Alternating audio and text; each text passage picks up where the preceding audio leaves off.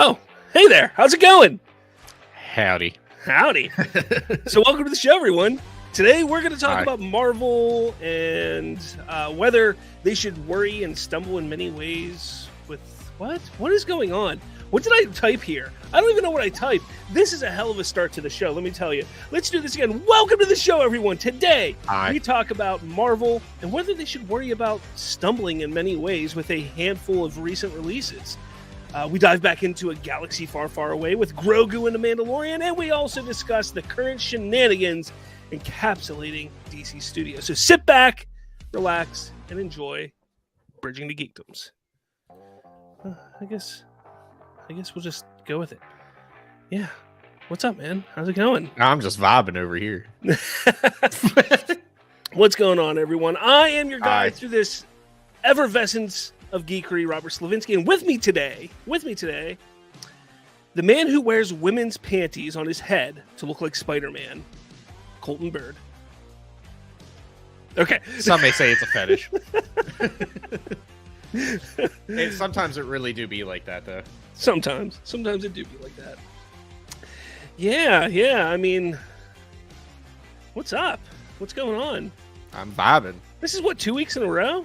Were you on here last week? Yeah, no, I know, it's shocking. Yeah, I literally got back and I was like, I got back at the office because for everybody that doesn't know, I work for USPS. I got back at it was 5 o'clock and I was like, do I have to go anywhere else? And they were like, no. And I was like, cool. And then 2 minutes later, I texted you. I was like, hey, I might be late, but I'll be here. Yeah, meanwhile, I was the one that was late. So yeah, let it be known. I was 2 minutes early. I want that to be known. All right. So before we get into the show and all the topics we're going to discuss here, if you've never seen us or listened to us before, the first 25 minutes of the show is dedicated to a few hot topics, which we will discuss at various lengths.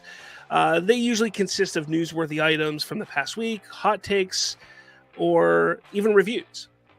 After that, the second half of the show is dedicated to a main topic. This week's main topic is Marvel Studios and if they should be panicking after their past few film stumbles. Not even film, even television shows.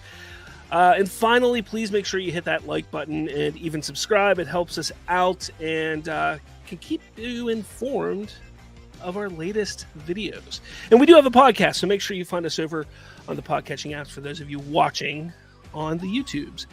So, let's get into this. We in this bitch. All right. We got a comment from Lawrence. What's going on? What up, Lawrence? Thank you for stopping by today. All right. Beautiful, beautiful man and or woman. So I want to talk about the first thing I want to talk about is the Mandalorian. I know you haven't gotten a chance to see the first episode of season 3, so I'll try to keep it unspoilery. But I have to say it was a phenomenal start to this season. It was, I watched Andor, which was the last Star Wars show that we got, live action show that we got. But this show, there's something about the Mandalorian that just makes me happier and more giddy, and it just feels so much more like Star Wars than Andor ever did. And I still don't understand all the love that Andor has. It's an okay show, but man, getting into the Mandalorian, even though it was just like a 28-minute episode, I was just excited. I was happy to be back. You know why you get so happy and giddy? Why? A little green man named Grogu. Yeah, Grogu's amazing. I mean, anyway. Honestly, it's him. It's him. Yeah, no, you're not wrong. I mean, it's great seeing Grogu, and even in this episode, he does some, pretty funny things that a little child would do who has the ability now to use the Force somewhat, which is pretty cool. He sits in a chair and spins himself around using the Force pushing. He grabs a little piece of candy from the desk using the Force. It's things like that are really cool. And this episode really does a good job in not just showcasing Grogu and Din's relationship and how it's building, but it does reintroduce all the characters to us, sets up a main storyline, gives us a couple subplots that we're probably going to see. And they were quick and concise on why Grogu and Mando are back together. Because, people who didn't watch Book of Boba Fett, they're going from Mando season 2, where Luke Skywalker takes Grogu, to season 3, where Grogu's back in his lap, essentially. So it's a very quick line, but it's just enough. You don't need any more than that, especially because I feel they're going to explore more of Grogu this season in different avenues in different ways. And we may see some of the training that he had with Luke. Yeah. In some flashbacks. And the reason why I say that is because Jon Favreau recently said that 2 years passed from the end of season 2 of The Mandalorian to when Grogu and the Mandalorian get back together in Book of Boba Fett. 2 years. That is kind of a massive time gap, even for Star Wars. It is, it is, and it doesn't feel like that because when you go from Mandalorian to Book of Boba Fett, it kind of feels like it's almost immediate. Yeah. But, I mean, if you think about it, that's only because of how, like, the post-credit scene in The Mandalorian was Boba Fett and Fennec Shand taking over Jabba Hutt's palace by killing Bib Fortuna, which is fine. And then when we get into the Book of Boba Fett, it's kind of that beginning right there. Is that there? We don't know what happened from the time that Boba Fett and Fennec leave The Mandalorian at the end of season 2 to that mid-credit scene. That could have been a year. That could have been a year and a half. So True. We don't really know. But yeah, I think, a lot of people are kind of upset about that. But regardless, this first episode in this season, I think was phenomenal. It was just enough to get me back into it, to get everybody back into it. But also leaving us obviously wanting more. And that's the bad thing about this show, is because you just want more and more and more. And then eventually the season ends. You're like, Farr! And you're like, 2 more years. Yeah. It had some great action too. And there was even like in the beginning of the episode, I don't know if you care about spoilers, but there's this. I literally watched Infinity War on Pornhub. So in the beginning of the episode, there's this little child, and it's a bunch of Mandalorians, and they're kind of doing the ritual of this kid becoming a true Mandalorian, getting his helmet and everything like that. And they lead you to believe that this character is Din Djarin, and it's like this is a flashback, and they do a really good job at that. And all of a sudden, there's this like huge like alligator monster lizard thing that comes out of the water and attacks all of the Mandalorians that are there. And it's like a 5 to 10 minute long fight of them just trying to defeat this monster and all the different tactics that the Mandalorians use to do it. And then, I won't spoil anymore, but it is really badass. It's really cool what happens there. And that's like, I'm like, that's a hell of a way to start. Yeah, that's really dope. So and I've only heard, because they showed 2 episodes at the premiere 2 nights ago. Mm-hmm. And a lot of the people that I listen to and watch on podcasts and YouTube channels who actually got to go see it are saying episode 2 is even better. Nice. That's exciting. That is exciting. Well, I'm watching it tonight. I'll date the episode, the day after it came out. But, whatever. I'm dating the episode talking about... Look, all it's right. been a long day. All right, well, let's get into DC Studio stuff, because this is pretty interesting. There's some crazy things that came about over the last couple days. The first thing I want to bring up is this here. I don't know who the Hollywood handle is. I don't know if they're legit, if they're not legit, but they're sharing something from AboveTheLine.com, which, again, I have no idea who or what that is. See, this doesn't... I don't know. But anyway, that article had nothing to do with that. Yeah, I don't know. But regardless, today on the internet, people have been freaking out about this, actually, for the past couple days. A new rumor claims that Ben Affleck is set to direct the DCU's The Brave and the Bold, which is the new Batman movie that is going to be in James Gunn's DCU. And people are freaking out about this, saying, how can he do that? That he needs to stay away from James Gunn. This is ridiculous. And oh my God. Like, people. He's a director. He's a damn good director. He was a damn good Batman, and we get to see him at least one more time in the Flash movie. Maybe we see him again at some point. Maybe we don't. regardless, why do you not want a good director directing a Batman movie? Yeah, that's just people being people. Oh, That's man. just insert system of a down toxicity playing in the background. You have no idea. And this is what, like, I've done pretty good this past week and not jumping in and, you know, talking and fighting with people in regards to the Snyderverse. I've done really good. And we're proud of you. Yeah, I hope you are proud of me. I really do hope you're all proud of me. But it was freaking difficult, especially today. And I did slip up a little bit today, but it wasn't terrible. I did slip up a little bit today.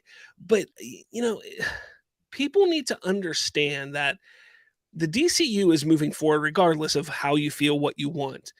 Yeah. And to shit on an actor who, first off, to shit on an actor that you all claim to have loved and thought was a great portrayal of a character, to shit on him because he's going to go direct something in the new DCU, that's just, first off, it's hypocritical because most of these people were sitting there claiming artistic integrity. And then whenever an artist tries to do something, no, not him, though. Yeah. Well, that's what we call the crowd. We call them autistic creativity.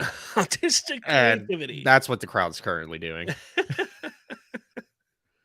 Got that out real early in the episode, so thank you for staying. It's just, it's maddening. It really freaking is. Like, I just don't understand why people want to act like that. Like, there's no reason to. There's just no reason.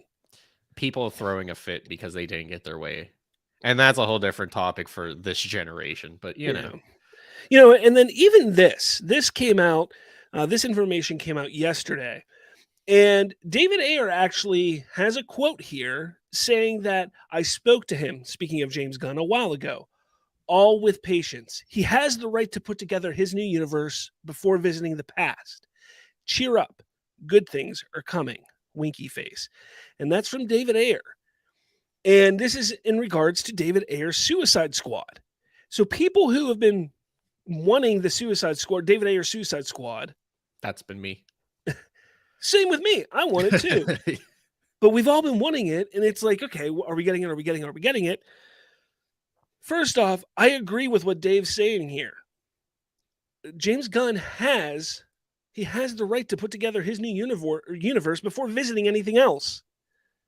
There's no reason why he needs to be stuck to the Snyderverse and anything prior when he's trying to build his own universe. That's something I've been trying to tell people for a while. It's because people are dumb. Very true. Very true. I mean, at this point, why not? I mean, they did the Snyderverse, or not Snyderverse, the Snyder Cut. I mean, why not the Ayer Cut? They know it's going to make money, and you might as well just please the 3 fans that are throwing a fit. Again, it won't make. I'm not going to sit there and say it's going to make money, but there's no reason if there is a cut there, if it's not going to cost them to release it, then there's no reason not to. That's always been my stance with the Ayer Cut. When it came to the Snyder Cut, I was the same way. If it costs nothing, why not release it? But then they went and spent $70 million on it and gave us more than what we asked for, which was something they didn't have to do, but they did. Yeah. So, yeah, I don't know. I just think, I really think that this is a good. It really is. I feel like if there's a budget that's less than $10 million, there's no reason to release it. And that's the thing. Or not to release it, I guess. And that's the thing. There may not be any budget because, according to David Ayer, he has a cut of his film where he has watched a cut of his film. So it may be done. It may just be sitting there on a thumb drive in a bathroom somewhere. Who knows? Man, that's a very unsafe place to put that. That's where I keep my tax records.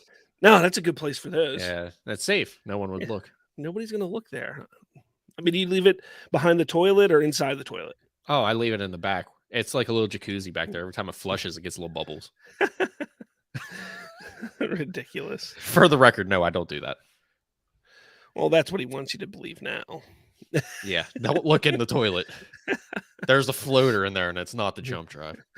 But, I mean, as things continue, and there's more ridiculousness with DC fans, we have this, that there's a small portion of fans obviously they're going to be Snyder fans or Henry Cavill fans. They're looking to attempt legal action against Warner Brothers for teasing the return of Superman or Henry Cavill's Superman in this past fall's box office failure, Black Adam. They believe that this falls under false advertising and correlates to a recent judge ruling on another film. So I don't know if you heard about this, Colton. So you saw the movie yesterday, didn't you? That one about the guy who, yeah. Damn good movie. Now, there was a trailer that came out before the movie came out, and in it showcased, not really showcased, but there was like, I think 1 or 2 scenes in the trailer that showed the actress Ana de Armas, who is kind of blowing up right now. Like, she's becoming a huge star right now. And they cut her from the movie. She wasn't in the film. Well, there was a few people who decided to sue because they went to see the movie because Ana de Armas was supposed to be in it, according to the trailer. The judge ruled in their favor. That makes sense. And they won. And now there's some new rule that's coming up that movie trailers cannot false advertise their films. I don't think it's gone into effect yet, but it's due to go into effect soon. They believe that this whole idea, this aspect here of teasing Henry Cavill's Superman at the end of Black Adam falls under that. And that's where things get a little dicey because, if they get a judge like they just got, they may rule in their favor, which I sure as hell hope they don't, because this movie was a financial failure. I mean, it sucks to say. I didn't hate the movie, but it was a financial failure. A studio shouldn't be beholden to flesh out stories that they hint to in a movie that fails. Yeah. Or that's just proper story building is you tease it and then you build it, and then you could grounds for suing Marvel because Thanos was teased in the first Avengers. Well, they could, if Thanos didn't pop up again, then we could sue Marvel. But that's what it is. But at that point in time, he never appeared again. True. Up to there. So I mean, he could come back. You're right. I mean, that is another thing that we can look at. Then is the fact that Henry Cavill could pop up in 5 years from now as Superman. Yeah, we don't know that. So yeah, it's a really ridiculous. First off, it's ridiculous that fans are calling for this. I even saw a video where they were like, "If we can get Henry Cavill on board, then this is going to be a sure win for us." What are you expecting? And they're like, "I trust anything that comes out from underneath that beautiful British man's mustache." But no, honestly, what are they really think is going to happen? Because first off, this is something that really pisses me off, okay? Because I asked the question, if Henry Cavill came back without Zack Snyder, would you be excited? And there was a whole bunch of people that said, no, it's with Zack Snyder or nothing. And then there was another group of people that were like, yeah, I just want Henry Cavill back. Well, what the fuck do you want? Because you wanted Henry Cavill back? Then you should have gone and seen this movie to see his return. You should have been excited about his return on social media. The problem was they weren't excited on social media. All they did was bash Warner Brothers for it. And that's why we're not getting a continuation. And nobody saw the movie. It was a financial failure. And don't give me this shit. I'm not going to go see a movie for a 5-second cameo. Again, that's fine. But you knew that he was going to be in it. So you knew, you had hope, you had belief that this film could be connected to the same universe as Zack Snyder's Superman. And you didn't go see it. So here's the thing. The Snyderverse aspect, the fans are not going to see these movies, regardless if they put their characters in it or not. So let's say this goes to court. And let's say they win and like, you have to have Henry Cavill in a Superman movie. That doesn't mean they have to get Zack Snyder. So then they're going to make a Superman movie with U-Bowl, and it's going to be just as good as Blood Rain was. Like that's what they could do. But people don't understand that. There's no winning because Warner Brothers is over this fandom already. They are completely done with the Snyderverse fandom. They're done with the toxicity. They're done with it all. And they don't want to deal with them anymore. And doing something like this is just, enforcing their stance on, we're not listening to you.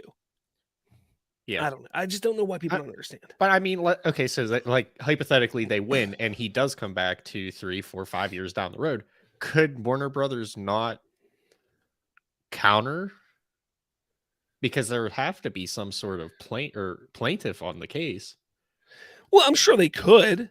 And then that just makes it a real mess. And that's why I believe the judge is going to, whatever, if this even gets to a judge, if this even gets on his stand for him to look at and decide, he's going to go. He's just going to throw it. Screw this. Exactly. It's not worth it. And not only that, Warner Brothers could draw it out for years. Yeah. And then it would just become, how much money are you willing to spend? Because we can spend more. Yeah, exactly. That's exactly it. I don't know. People just, it's ridiculous. This fandom, and they wonder why I am so annoyed by it. They really do. I can. Oh, wait, actually, this is perfectly, because Mr. Kenneth Yambo happened to go to school for some law stuff. He goes, legally speaking, the fan strategy for filing lawsuit is interesting, to say the least. Yeah, I mean, that's the thing. It is interesting, but again, even if it gets to a desk, to a judge's clerk, he's going to look at it and say, "This is a joke. Like, this has to be a joke." This is a 5-year-old throwing a fit. It really is. He cares. There's no other explanation for it. Yeah, it's insane. And, I mean, it really just goes to show where's the line at, because you're going to go there and then they're going to lose, and then what's the next step? They're just going to throw a fit somewhere else. What's going on, Nicotina? Nicotina says, you can file a lawsuit as fans. You can or can't? I think you can. But regardless. Hey, okay, but you're making a fool of yourselves if you do. Yeah. Okay, there we go. Because that's the thing. Like I said, I'm not saying you can't. I never said that. But it's foolish to do it. Ken says, if they think it's under the same filings as the fan who sued for the trailer, they are wrong. And you're right, they are. And that's our legal guy. Yeah, man, I forgot we had a legal guy on our team. I should have picked his brain before the show. Yeah, I mean, that it's crazy. Like, it really is insane, this whole idea and aspect, because there's really no reason for it. Nicotina says, a judge would throw that out in a heartbeat. 100%. Exactly. 100%. Anyone with half a brain, anyway. Yeah. You would hope. But then again, I would have thought that the guy who, or the trailer people, I would have thought that would have been thrown out, because that doesn't make any sense to me either. Well, I mean, even if let's say hypothetically they win, then that just sets the grounds for, if a trailer has anything that isn't in the movie, you're getting sued. Yeah. Like, you can't tease something that's not there. You can't mislead. You can't. And then there's no point to watching trailers, because then you're just watching the movie. Yeah. More so than you are now. All right. Enough of that. I want to talk about this James Gunn thing. I want to talk about what's been going on with James Gunn this week, because it seems like every single week people want to freak out about James Gunn about something. And there's this Twitter thread.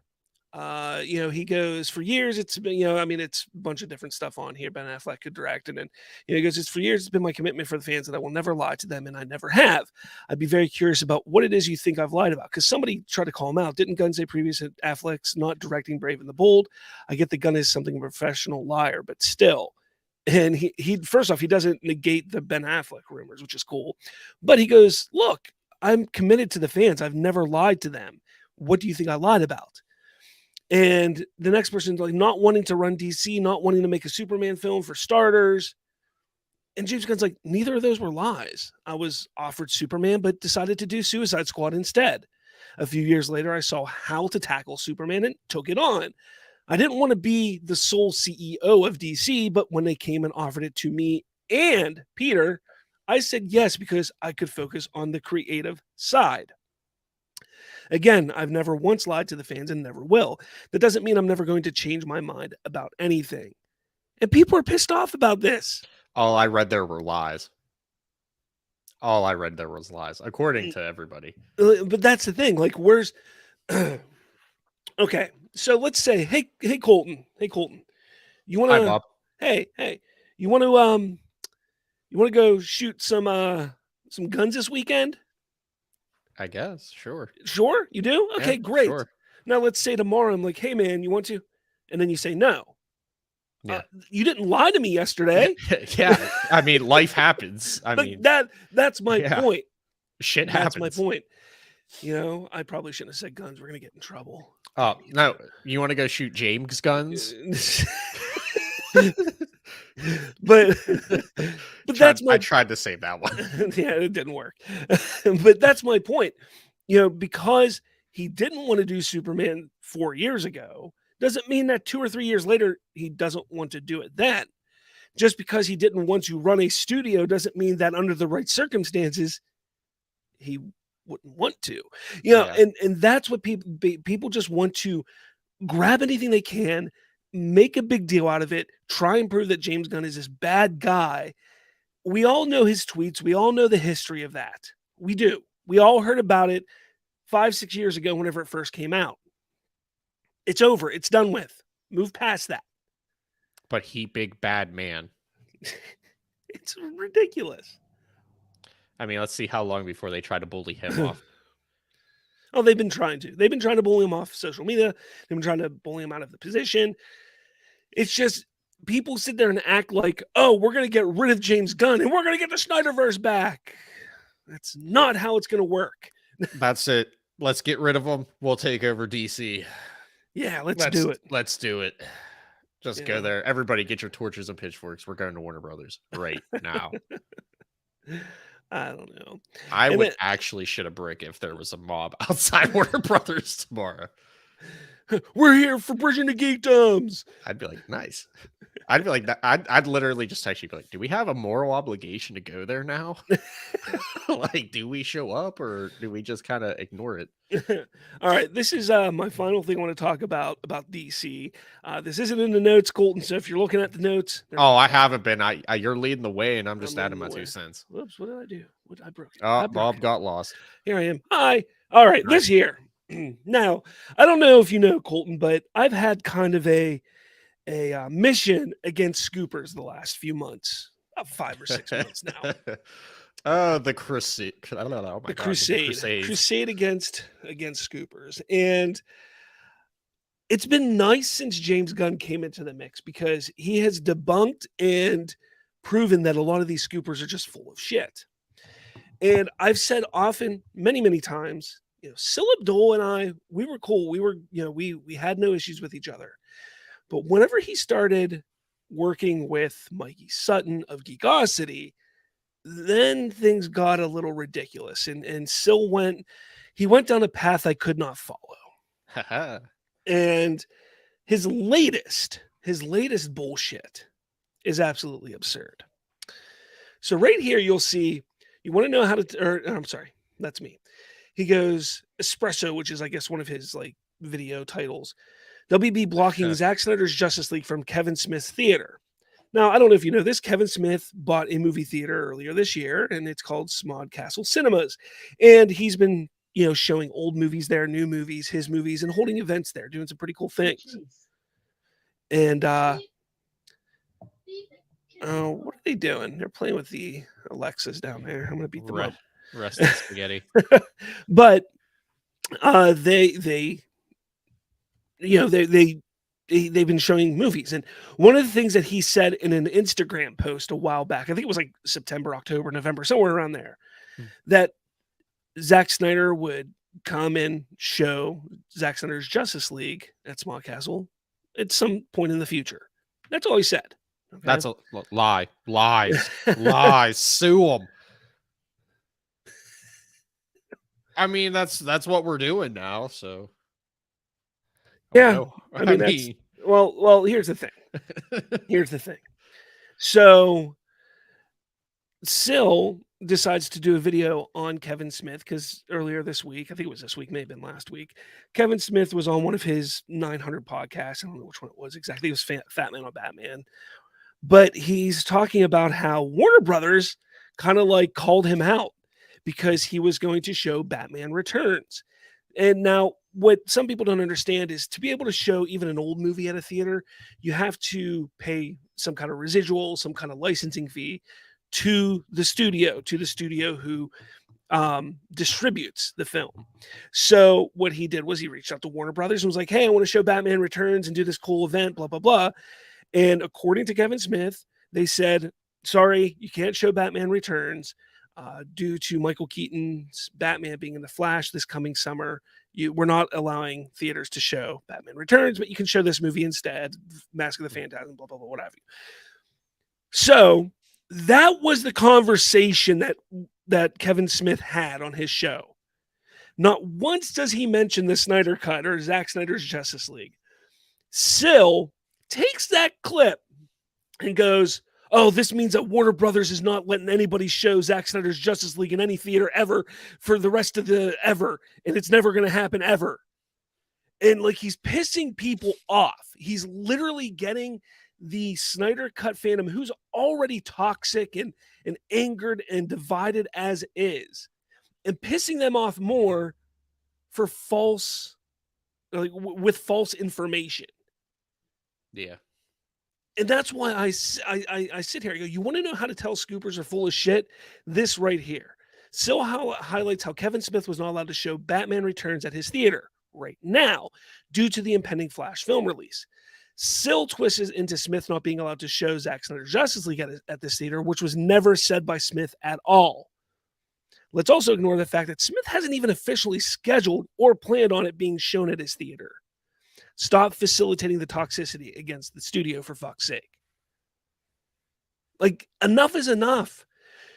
This fandom who sat there and tried to be, respectful and fight for artistic integrity and show that they are better than the studio that fucked over Zack Snyder in 2017 has become far worse than that studio ever was. They became the very thing they swore to destroy. Wow, all the Star Wars references today. I saw it. I had to take it. I mean, can I be a little petty here? Can I be a little petty? Okay, so let's just appreciate the fact that he did all this clickbaiting for 975 views. The thumbnail of Kevin Smith is very blurry. You could have got a better picture of him crying. There's tons of them out there. I'm just gonna say. And the red X, really? You could have just not put it there. Syl is not the best at making feature thumbnails. Apparently he's not the best at anything. So come at me. You want to talk? Let's talk, my guy. Yeah. I mean, I have no bone in this, but let's talk. Yeah, I'll talk believe it or not, we're not going to get into it, but there is a bit more to the Syl and us story than we've let on. So, there's a lot. Just leave that as it is. That's on the burner for now. Actually, you know what? So you brought it up earlier. I think we should make a Kevin Smith episode. Let me just talk about Kevin Smith. We should. We haven't done that in a while. We did that a long time ago. We did that. Do like a director spotlight. There you go. Yeah, that'd be great. I don't know, guys. We're gonna. Oh shit! I can't tease that. Don't sue us, please.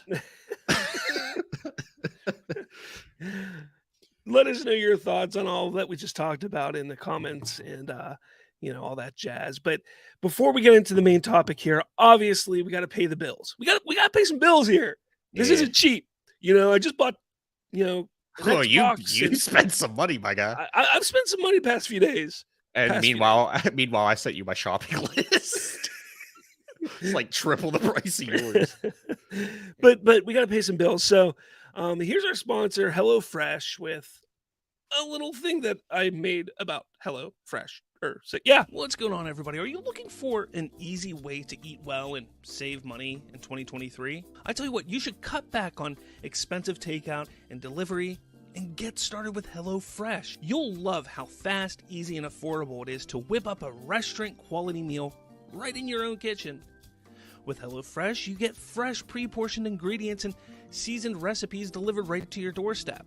So count on HelloFresh to make home cooking easy, fun, and affordable.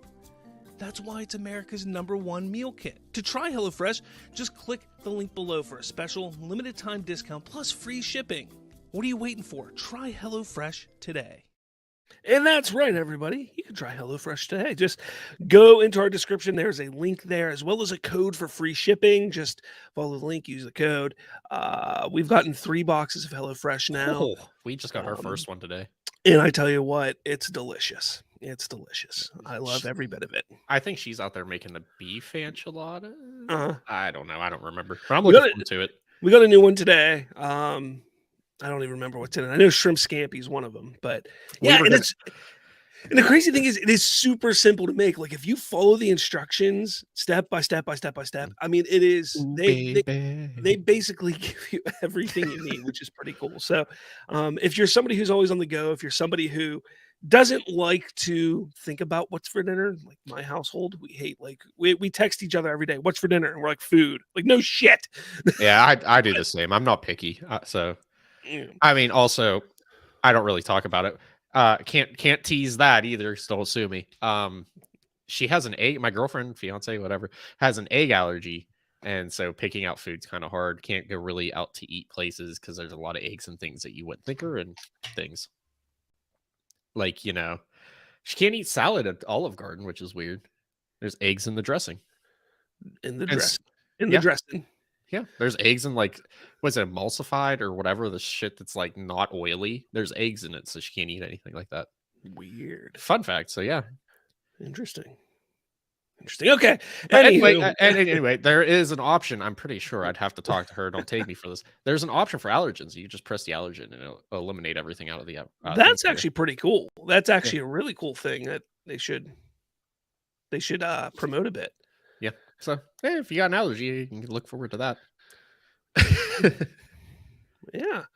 All right. I'm trying to look for something here. There we go. All right. So let's get into our MCU topic here. So, Ant-Man and the Wasp, which I did go see last weekend, saw a 69% drop from week 1 to week 2. Yeah, I knew you were going to laugh. Don't care if I'm 5 or 27. I'm still going to laugh at that.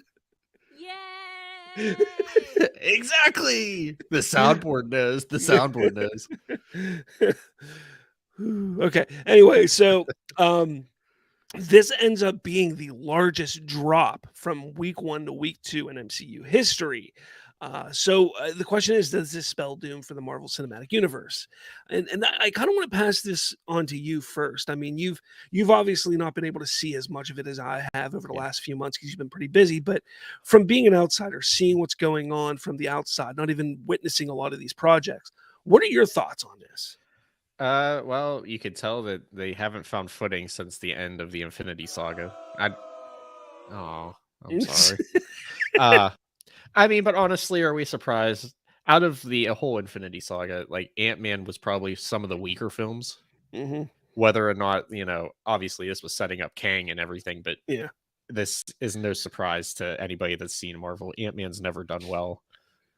So I mean, and that's kind of the thing. Even though it saw a drop from week 1 to week 2, the first week, their opening week, was the highest that any Ant-Man film has seen. So the fact that there was a drop could mean a couple things. It could mean more people that liked the last Ant-Man or liked the character went week 1 as opposed to going week 2 or week 3 as they did in the past couple.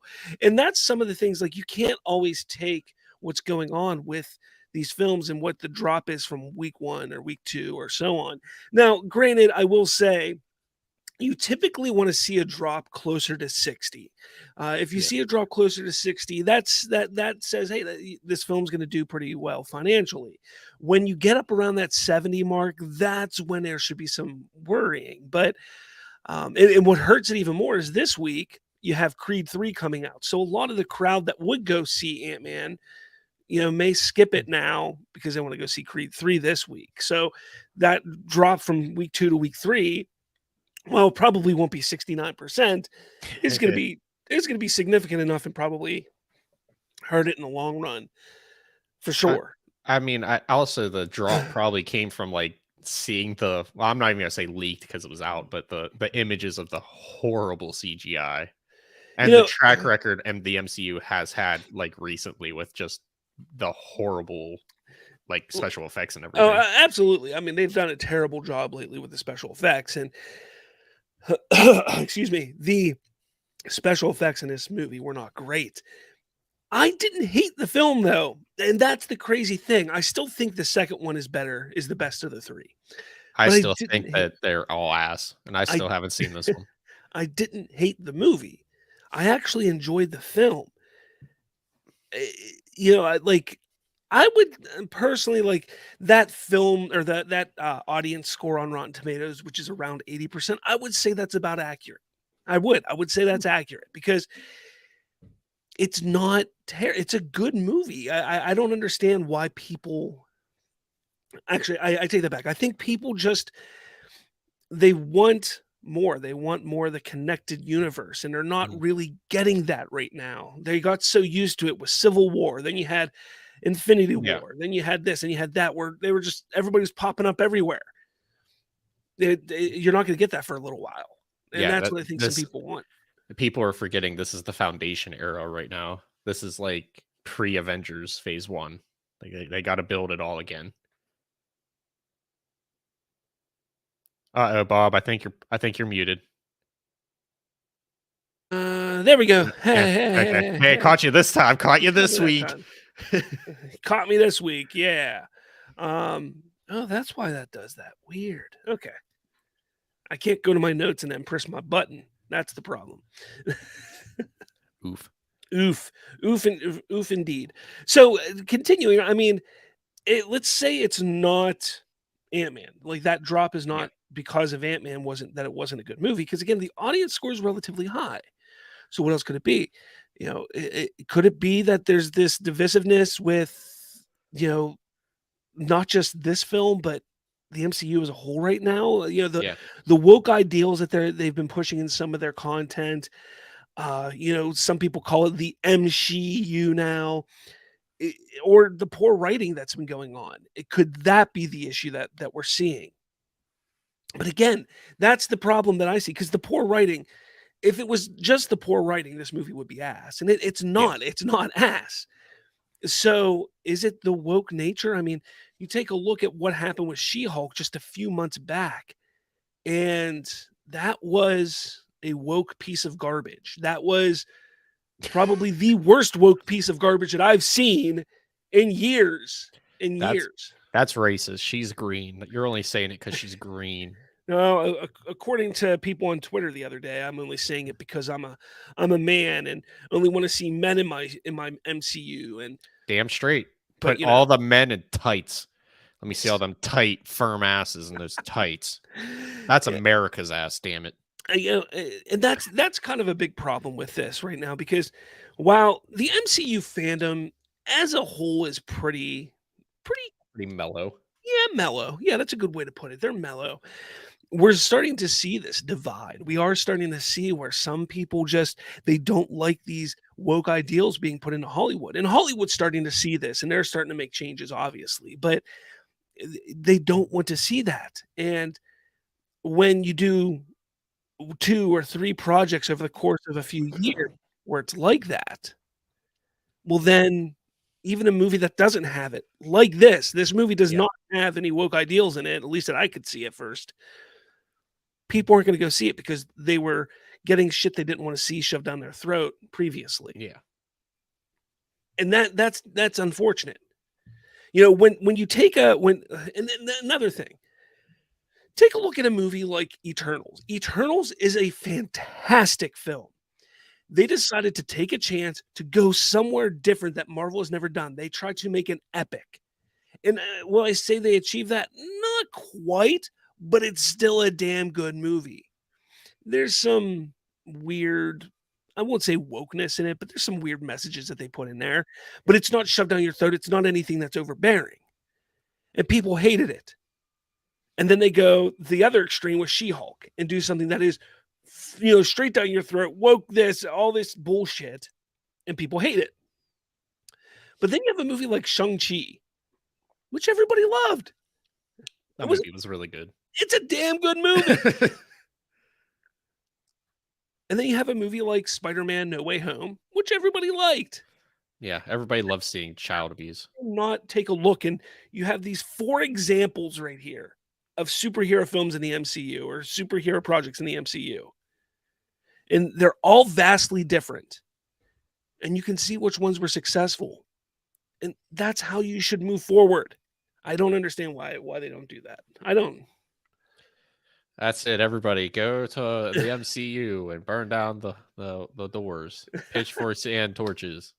So what do you think? Do you think Feige and the rest of Marvel Studios should panic? Do you think they should be in like panic mode right now? I mean, they didn't panic when like they released Thor 2 and that steaming pile of shit. So I mean, I still say Thor 2 is better than Ragnarok and Love and Thunder, though. I haven't seen Love and Thunder, but I mean, if you just, I don't acknowledge Ragnarok because that again is another steaming pile of shit for different reasons. But I mean, they didn't worry about it before. I don't think they're gonna worry about it now. It's still raking in money. They're gonna beat it till it's dead anyway. Well, look at that. You kind of said the magic word there, money. As long as they're making money, they're Yeah. not going to panic. There's no reason for them to panic. And here's a big thing. They got X-Men and Fantastic Four very near on the horizon. Those will be huge hits, absolutely bring money to the Marvel Cinematic Universe. Not to mention Deadpool 3 is going to make all of the money. Yeah. It's going to be huge for them. Deadpool 3, I could see Deadpool 3 being $1.3, $1.4 billion movie. Yeah. And that's going to be big post-COVID as well. I mean, just think about it. Everybody loves the Deadpool films. And this is a rated R movie, which is great because it's going to be rated R. And the highest grossing rated R movie right now is The Joker, I believe. And The Joker box office. The Ochre box office was 1.074 billion. Okay. So I'm saying that it could make upwards of $400 million more than that. That movie's 4 years old. Yeah. Oh, wow. I didn't think it was that old already. Yeah, it's crazy. Movies suck. I mean, you could take out Joker and just put mentally ill domestic terrorist, and it's the same film. True. But again, that made 1.074 billion, whereas I'm saying Deadpool could make between 1.2 and 1.4 billion dollars as a rated R movie. And you want to know why? Because you're going to have Deadpool, and you're going to have Wolverine in it. That's why. And not only that, but you're going to have the MCU crowd hyping it up. Yeah. That movie's going to be huge for them. So with X-Men, Fantastic Four on the horizon, they got Deadpool coming. They got 2 more Avenger films already announced, lined up. There's no reason for them to panic. I will say that this doesn't mean that they shouldn't course correct with the shit that they've been doing lately. Yeah. Like, first off, who's the guy that's writing? The guy that wrote Ant-Man and the Wasp, I think. I mean, it also could just be Marvel fatigue. I mean, it's been since Def Loveness, yeah. Def Loveness is writing King Dynasty. And again, I'm not saying that Quantumania was a terribly written movie. It wasn't. It was a serviceable film. It was enjoyable. I liked it. I had a good time. But he, like, that writing style, that I don't see how that's going to work for a big Avengers movie. And that's kind of where they need to sit back. And I think at this point, Marvel's always liked getting the little guy, getting the person that hasn't had, a lot of tenure in Hollywood. You take a look at the Russo brothers. When it came to directing, they directed mostly TV at that point. I think they were doing How I Met Your Mother. I think they were directing How I Met Your Mother episodes. Even the writers for Civil War, for Infinity War, Endgame, they were small time. They weren't big time. And that's what they do. Marvel has done that. But I think there's precedents where they can now go out and maybe get some bigger writers and even try and get some of these bigger directors in there to try and change and shake things up a little bit. I always say I think it would be cool, and this isn't anything like there would need to be a clear understanding, but get somebody like a Zack Snyder and say, look, here's a clear understanding. This is what we want from you. Do it. Yeah. And let him do it. I think that would be a cool way to do it because aesthetically and cinematography, he has such a stunning visual eye. And that would be great. That would be a change of pace for Marvel. And I think that's what they need to do at this point because they've really gotten into different genres. You had the spy genre, you've had the comedies, you've had the heist films. You've had all these different things. Now that you've done that, now you need to spread out a little more and grow and get some different vision when it comes to directors and writers, I think. Yeah. Bring in Michael Bay. All the explosions. Just explosion after explosion. J.J. Abrams with lens flares. Yeah. Bring in Zack Snyder to make the MCU zombie film. And that's why I was saying for so long, the person I wanted to direct the Fantastic Four movie was Steven Spielberg. I can get behind it. Right? Everybody? That would have been great. Yeah. That would have been great. Like Steven Spielberg would have been fantastic. Fantastic director for Fantastic Four. Steven Spielberg, Fantastic Four. Would have been amazing. And he's not doing it, unfortunately. But that's what they need to do. They need to get a Christopher Nolan. I know he has a deal with Universal right now, so that's not going to be possible. But you get a Christopher Nolan. And you say, look, we want to make a movie on Ghost Rider. What can you do? Like, imagine a Christopher Nolan Ghost Rider. Yeah, that'd be dope. Bring in George Lucas to make something. No script writing. No script writing. Faster and more intense. Yes. Faster and more intense. Yeah, I mean, that is what I want to see from Marvel at this point. I want to see them focus more on the storytelling aspect and making a good story right then and there for that movie that they're making. Make a good story. And if you want to have little bits and pieces that can lead into something in the future, that's fine. But make a good movie for that moment there. That's what made Phase 1 so successful. Because that Iron Man movie was a damn good film. It just was. Thor was a damn good movie. And here's the thing. Take a look at those movies. You take a look at Kenneth Branagh, the great Kenneth Branagh directing Thor. You had Jon Favreau directing Iron Man. You had these bigger directors, Joss Whedon directing Avengers. You had these big established directors and people with a vision directing these Phase 1 movies. And yeah, bringing in like the Russo brothers and Taika Waititi and different directors since then has worked out. I wouldn't say Taika Waititi. Look, as much as I don't like Ragnarok, it isn't a terrible movie. Like that, it ranks in the middle of Marvel movies for me. It's not a horrible film. Yeah. It makes Thor a joke.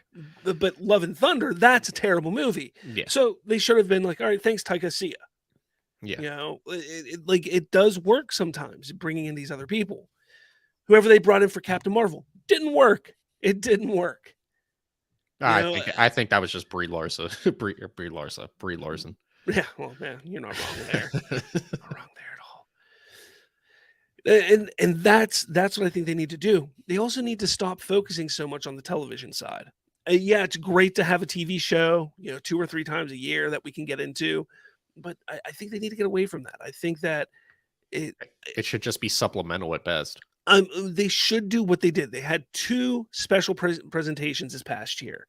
They had the Werewolf by Night, right? Is that what it's called? It was fantastic. It was not even 60 minutes. I think it was like 48 minutes long. It was amazing. And then you had the Guardians of the Galaxy Christmas special, which had no right being as good as it was. Yeah. No right being as good as it was, but it was fantastic. And it was under an hour. That's what they should be doing. These little special presentations that they can plop out, 2 or 3 times a year, get people excited, see what's going on with these characters between films, and be done with it. The only thing I want to see them do a television series. Neither one of us could talk today, geez. No. The only one I want to see them do is X-Men. I want to see them because I want them to quote unquote fast track the world around the X-Men. Yeah. And the easiest way to do that would have a 2 seasons of 12 episodes, you know, as well as having movies going on at the same time, because then you can build this mutant world within the MCU a lot faster than having to wait to see a movie every 2 years or what have you. Yeah. Just because there's a lot to cover there. There is. And So much. I mean, they supposedly have a plan on how they're going to be introduced, but we just don't know how yet. So Yeah. Hopefully it doesn't suck. hopefully. Or if it sucks tastefully. I don't know. Let us know what you guys think about this whole thing. Should Marvel be panicking based on the box office for Ant-Man and the Wasp: Quantumania? Do you think that it's more than that? I mean, I saw Wakanda Forever. That was a big pile of trash. And Oof. She-Hulk was a pile of trash. Thor: Love and Thunder was a pile of trash. Oof. It just hasn't looked good for them the past 6-7 months. So do you think it's time for them to panic? Do you think that they're okay? Do you think that they need to switch things up? Let us know what you think in the comments below. Yeah. Also, let us know what you're having for dinner. I'm having pizza. I don't know what I'm having. I think it's beef enchiladas. You've said that like 15 times. I don't remember. Hey, if you don't know, we do have a merch store. Go check it out. Check out our merch store. The link is down in the description. And support your awesome little Bridging the Geekdoms here, because yeah, we need some support. It'd be great. We're also going to be this weekend. Let me see if I can find it. Where's it? There it is. We are also going to be at DuBois SuperCon in DuBois, Pennsylvania this Saturday, 2 days from now, March 4th at 10 a.m. to 6 p.m. It's a fan event for comic books, gaming, anime, sci-fi, fantasy, cosplay, and related arts and crafts. We're going to be there. I'm going to be passing out stickers and business cards and taking video and hopefully have some content to put up on the channel. So if you happen to be listening to us and live in that area, come find us. Come find us. Because then, I like this. Don't forget to find us on YouTube and subscribe. Do something. And then don't forget, June 3rd and 4th, Bridging the Geekdoms podcast will be at this year's Three Rivers Comic-Con in Pittsburgh, PA. And I will be at that one. I'm excited about this one. Like, I'm really excited about this. I think this is going to be great. I think it's going to be a lot of fun. I'm going to talk to a million people. I'm going to pass out stickers. I think we're going to try and have some raffles, and we're going to do some fun things. So if you're somebody who lives in the Pittsburgh area, or even if you live across the country, come find us at Three Rivers Comic-Con, which is, in my opinion, the best comic convention in the Pittsburgh area. Not saying that the other one is terrible. It's just different. It's very different from this one. So this one I think is the best. It feels more laid back, a lot friendlier. It's a lot more wide open. So definitely. That's what she said. Yeah, nice. Nice. Yeah, but there you have it, guys. There you have it. This was our show. So thank you so much for joining us. And in the little dark on the screen right now, you find all of our socials, everything there. You can also, what's crazy is not only that, but what you can also do is email us. Email us some things that you want us to discuss on the show, because that'd be fun. That will definitely be fun. btgpod@outlook.com. So definitely email us there. With all that said, I think we're pretty much done here. What do you say, Colton? Are we good? I reckon we are good. I reckon we're good. Thank you all so much for watching, and I'll speak to all of you later. Bye.